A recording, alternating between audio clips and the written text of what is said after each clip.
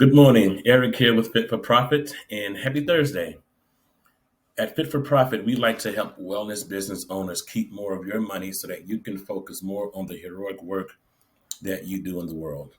And so today, we're going to be talking about what to do with your profit account since we're at the end of Q1. Now, before we get too deep into this live, I would like for you to share this with anyone who you think could benefit from this information. Thank you kindly.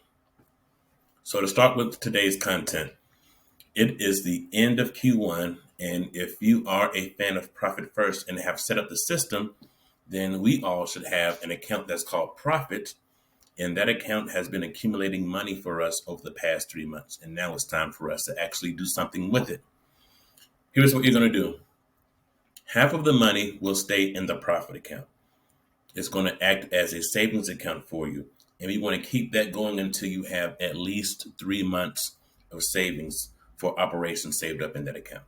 So half of it stays in and acts as a savings account. The other half is the fun part. That's the part where we're going to do one or two things with the second half.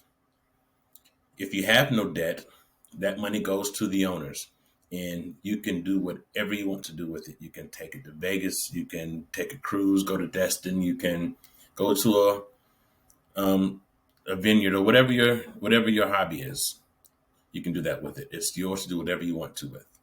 Now, if you have business debt, it is recommended that you use at least 95% of the half that you take out to go towards debt payoff. There's a really good reason that debt is paid from the profit account. That lesson is beyond the scope of this topic, but the profit account is what knocks off the debt. Now, here's the other thing that's interesting about doing profit distributions around this time of year. It's also tax season, and hopefully your tax account had enough in it to pay all of your taxes for you.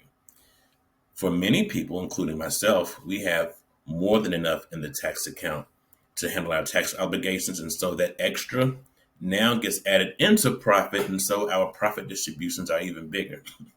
Now, if you started Profit First, say part way through last year, and your tax account isn't fully developed yet or fully funded yet, hopefully you're in a situation where at least you have most of the money to pay towards your taxes. All right. But if you do not have enough money in your tax account, the profit account is a backup to make sure you can pay your taxes. And hopefully, if your tax account is underfunded, what I want you to do is to see if you can adjust your allocations by decreasing OPEX so that you can move more money towards taxes.